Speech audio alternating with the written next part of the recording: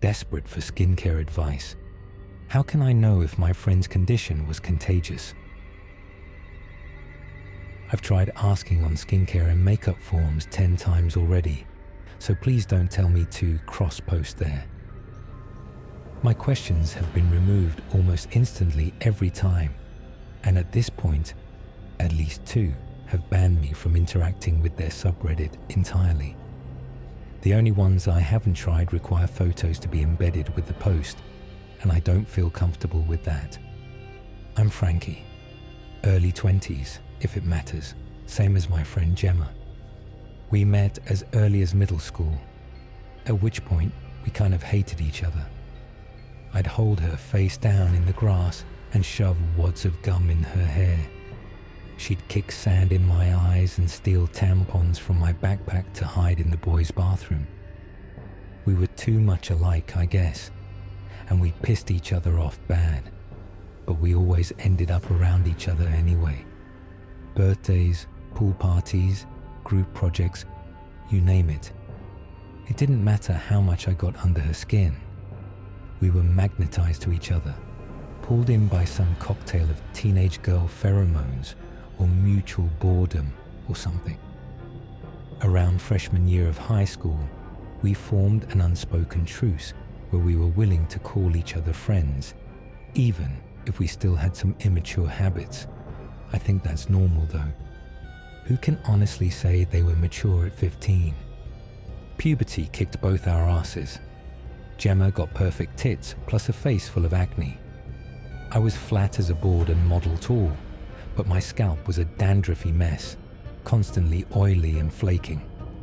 We were nice enough not to point out each other's faults most of the time. Before going out together, we'd hang out at mine.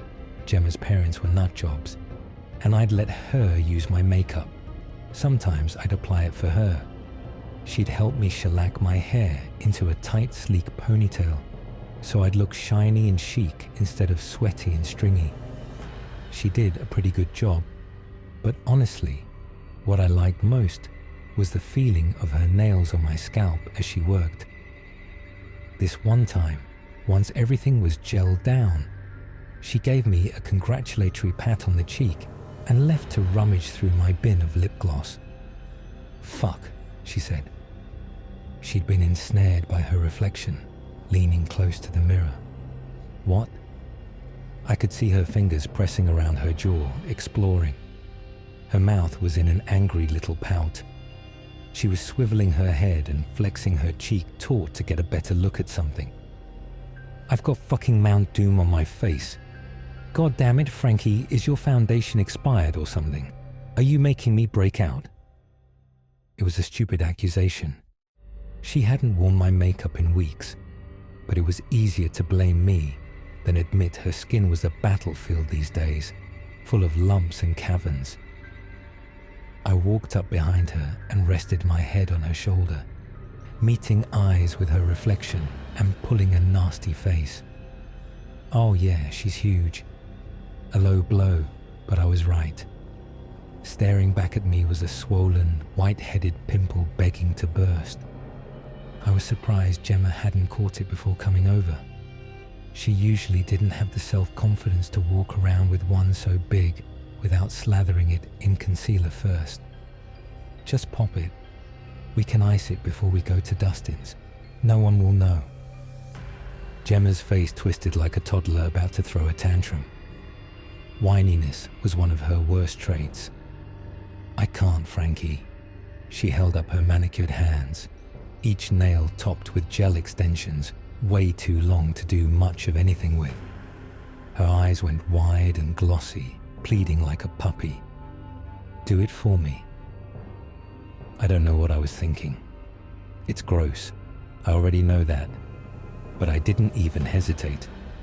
I spun her around and pinned the thing between my thumbs, putting pressure on either side of the ripe little mound until a tiny tube of pus spewed out the top and a pinprick of blood after that. I kept pressing. I wanted to see what else would come out. I didn't stop until Gemma swatted my hands away. Too ashamed to keep looking at the agitated red spot I'd made, I left in a hurry to grab her an ice pack and prepared for whatever verbal shaming she'd sling me with later for becoming so transfixed. Only it never came. We finished our makeup silently, swayed to shitty indie music, and went to the party. Somehow, it became our little ritual. I don't remember who initiated it next. It was monthly, then weekly, then daily. I knew her face better than my own. She'd lay her head in my lap after swim meets, eyes closed, breath soft and peaceful. I'd brush my thumb over her chin, cheeks and forehead until I found a rough spot, then pick, peel, or pop it. Sometimes I could pull off an impressive sheet of dry skin, bigger than a quarter, revealing the pretty baby pink layer underneath. Perfect and taut, just beneath the surface. Other times, she'd have me use toothpicks and tweezers to empty her clogged pores or dig out blackheads. I stole my mum's cosmetic magnifying glass once or twice to get a good look at the honeycomb-like holes neatly arranged on her nose and the minuscule maggoty growths that stuck out from them. They're called sebaceous filaments, and they're harmless. If it hurt, Gemma never let on. She'd hum contentedly or gossip quietly, murmuring secrets while our faces were only a few inches apart. I got so good at it that I could carve out pimples before they even fully surfaced, massaging the skin and excavating blemishes like a pro. I'd scan for anything, big or small. I'd go until she was soft and smooth, albeit red from irritation, and we'd admire my handiwork in the mirror before going on with our day. We never spoke about our habit, barely even acknowledged it, just slipped in and out of sessions wordlessly. It was our special thing, just her and me, a secret only the pads of my thumbs and the hills and valleys of her face could know about. This continued throughout high school, waxing and waning depending on our moods.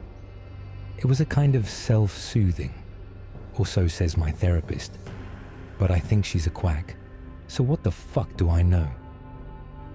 My episodes with her became my favorite pastime. Still, even I could tell it was beginning to catch up with us.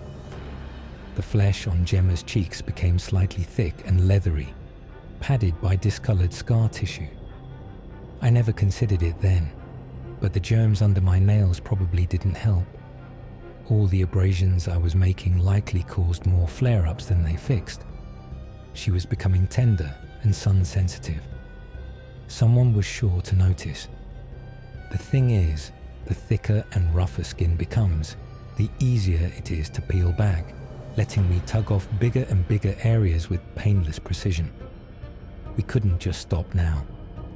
Eventually, the inevitable happened. Gemma and I made a rare decision to hang out at her place while her mum was busy hosting a Tupperware party. Gemma lying in bed, me straddling her torso, hunched over and craning my neck to survey her face. Prom was coming up, and she wanted to be doll smooth before then. I dug my nails into her face, popping a stubborn pimple and peeling up the lifted edge from the indent I'd created. It was harder to pull back than usual, stubbornly stuck on. I jolted up when something warm wriggled beneath my thumb. The startle made me yank way too hard, making Gemma buckle and yowl beneath me. I covered her mouth whip-crack fast, but it was too late. Her mom busted in, horrified, and dragged me out for mutilating her baby girl. Whatever. We didn't talk much after that. Gemma was evasive in class. There was a raw, pinkish strike across the right side of her face from where I dug too deep. We orbited each other, but the shared shame ran too deep to do much else. Gemma's mom blocked my number from her phone, and when prom came, we got ready alone. She never looked at me on the dance floor. Our friendship fizzled out along with our filthy little secret, and that was the end of that. Years passed. We went to colleges on opposite ends of the province.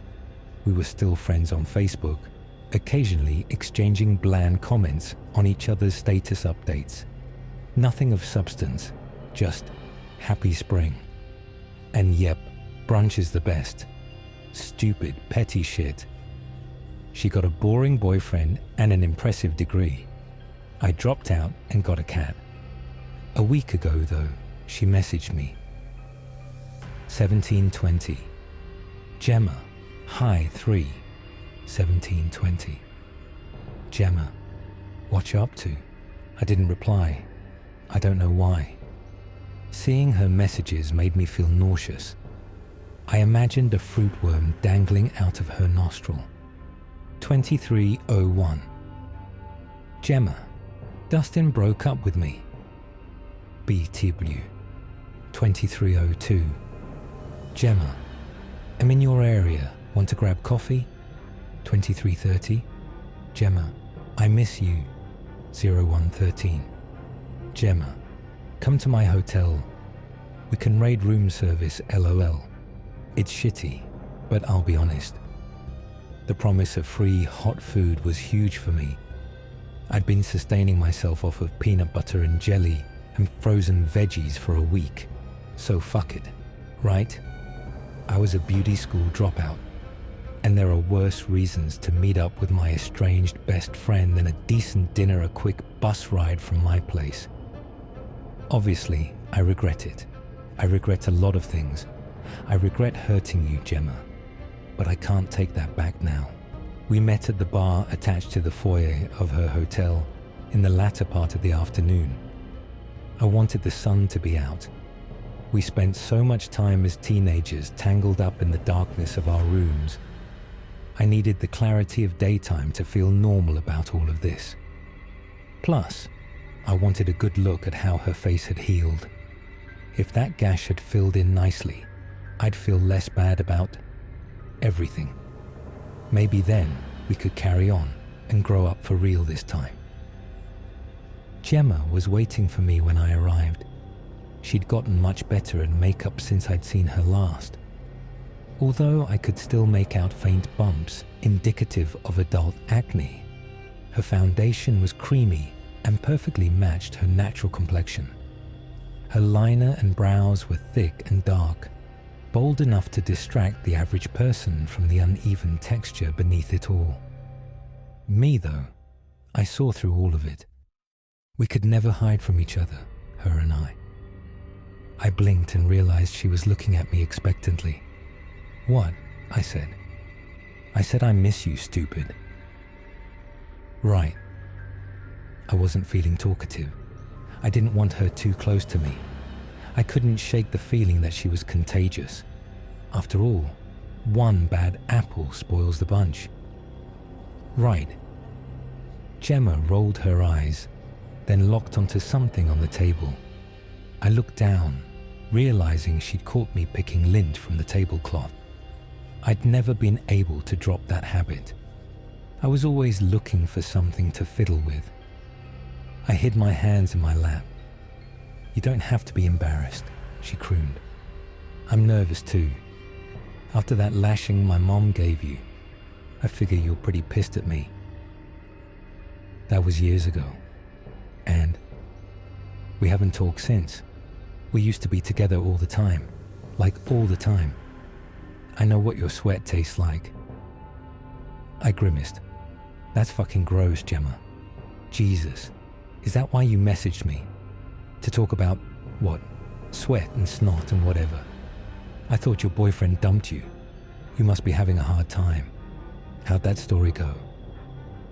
I was being bitchy. I could feel it, but I couldn't stop myself.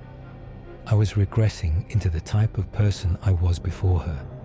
Someone who needed to prove myself, to snap and bite to be the toughest dog at the pound.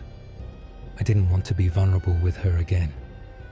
It reminded me too much of messy, oozing things. I felt like I was full of something wet and slimy. I was no better than a slug. She didn't flinch at my jab. I told you already, Frankie. I miss you. I never did find another friend like you. Someone willing to smell your musty coffee breath. I drink tea. You know that. Shut up. I noticed something I hadn't before. Gemma's nails, usually manicured and pristine, were nubby and uneven. Her cuticles were dry and flaking, with a couple of brown-red scab spots around their perimeter. My eyes narrowed. "Gemma," I said, firmer now. "Deathly serious, or trying to be. Honestly, what's going on? Why are you here, in this city, this hotel? You show up out of the... I want you to do it again." Her eyes were piercing. Huge, awful things. I'd never noticed how big they were until now. My tongue felt fat in my mouth. She trapped my hands between her wiry fingers, caging them together. She pinned me in place with her stare. "I mean it," she continued. "There's this tingling, or an itch. I tried to scrape it out like you did." I remembered her nubby nails. I thought about larvae. I thought about pupation. "I can't. It doesn't work. It never works, Frankie. I can feel it in all of my pores, like seeping out. Or fuck, I don't know. You always used to fix it." I'd ripped my hands from hers and hauled my purse over my shoulder before she could finish. I was halfway to getting out of this awful conversation, this shitty bar, and feeling some fresh air on my face when her pleading got even more desperate. "I'll pay you," she shouted. "A lot. I have the cash. Just do it once." If I were a better person, there wouldn't be anything else to say. I would have gone home, slept hard, and blocked her contact for mentioning any of that so casually, as if scraping her face open was a normal way for girls to bond. I would have buried this whole thing and curled up in the sad, safe life I made for myself. And I'd ignore messy high school friends like a normal adult. Gemma showed me the cash though, and I learned my resolve is a lot flimsier than I wanted it to be. So I did it. Well past sundown, and after several drinks on Gemma's tab, I was in her hotel room, straddling her abdomen like I had all those years ago. The lights were dim, except for the lamp, which she positioned like an ungodly spotlight on her face. She'd spent half an hour in the bathroom, rubbing herself raw to remove her makeup. I had a clean canvas and free rein over all her spots and bumps. My hands were clammy. I was a mess. I could tell. My head was heavy from the wine, and my mouth tasted terrible. Gemma used to close her eyes for this, fluttered shut like a movie princess. This time, they were painfully open, bloodshot around the edges, dark like a rabbit's, and so fucking eager. With her makeup gone, I could see how deep her eye bags had gotten. Her lips were chapped and flaking. She looked awful, but I could fix her. I wish I could say that the whole event was fumbling and awkward, that I was repulsed. I wasn't though. Not at first. I slipped into the trance as easily as I always had, sweeping my fingers over her pretty cheeks and slim nose. I found 3 white-headed pimples on her cheek that I popped with ease, swiping the yellowy pus on her pillowcase for cleaners to deal with later. I scraped my nail over dead, dry skin, urging it to lift off, like separating an apple's waxy red skin from the crisp fruit beneath. Bits lifted like teeny snowflakes. Then I coaxed it enough to loosen off in long, papery strips. I caught her eyes again. This time she was smiling. Bubbles of saliva foamed at her mouth's corners. I looked away. I found a swollen lump at the height of her right cheekbone, a cystic pimple, I guessed, and applied pressure. Her face was burning up. I pressed more and more until the tips of my thumbs went pale, the angry lump barely shifting. I hesitated, and Gemma scoffed, so I doubled down, hard. The thing popped with a gross bloody clot rolling out, not pus at all. I was about to recoil when Gemma's bird-like hand seized me in a vice grip. Her gaze was white-hot. "Don't you dare," she hissed.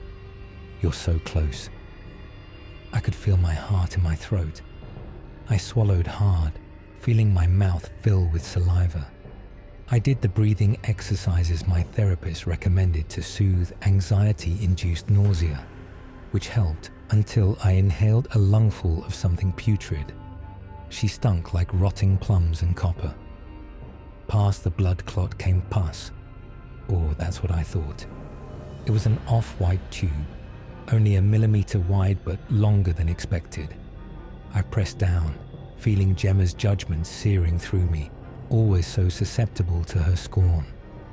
I watched in dismay as it just kept oozing out, longer and longer, coiling as it extended past her face. Morbid curiosity set in, and I touched it. It wasn't pus at all. It was hard, like a fish line. Then it moved. "What?" Gemma blurted. What is it?" She pawed at her face and with glee or horror, I'm not sure, caught the writhing string between her fingers. She seized it and pulled. It came out like a clown's handkerchief, a foot long, then 2, then 3, comedically never-ending. I couldn't for the life of me imagine where it was all coming from until I saw the snake-like silhouette shifting under her skin. Her smile was so gaping I could see the back of her throat, including, unfortunately, the flash of white ribbon that whipped past her uvula. "You did it," she cheered. I had fallen back onto my heels, scrambling to the foot end of the bed. Her face was deflating before my eyes, the youthful fullness of her cheeks emptying as that thing was pulled and pulled and pulled. Was that all she was, just skin and this? I could feel hot tears on my face, but my hands were numb. I begged her to stop. "Why? Why? Why, Frankie? Is it too much? Are you upset? Is it too much?" I wept. "Gemma, please. You brought your car. Tell me where your keys are. I'll drive you to the hospital. I'll drive. Just stop." She kept pulling. "Do you think I'm ugly, Frankie? You made me like this." I shook my head. I cried. I don't know what I said after that, only that it came out between heaves. A small spot of orange bile wetting the duvet between my hands. "You've always been in me, Frankie. Only you could get it out. Oh, thank God. Oh my God. Oh my God. I missed you. This is everything I needed. I'm going to get it out. I'm going to get it out." The last thing I remember is the string pulling taut. Gemma looked delighted. It was bunched up like a cord in her hands, wiggling where it extended past her fists. There was nothing else to unfurl. With one brutal tug, it ripped the top layer of her skin, splitting her apart like a cicada's shed. Fat and flexing muscle glistened beneath. I left before she could strip off the rest, scared she'd slip out of her skin like pantyhose. Why wouldn't she stop smiling? I couldn't tell you how I got home, but I haven't left my apartment since. I've been having all my food delivered and deleted my Facebook and just about everything else. I keep a pair of latex gloves on as often as I can. The feeling of skin on skin might as well be nails on a chalkboard right now. I wish I could stop sweating. If I think about it too hard, I get too aware of all of my pores. What's in them? What isn't? Why are people covered in so many fucking holes, goddammit? Why can't I just get clean? I've been trying to avoid mirrors, but I'm scared. My face hurts, and I think I'm starting to break out from the stress.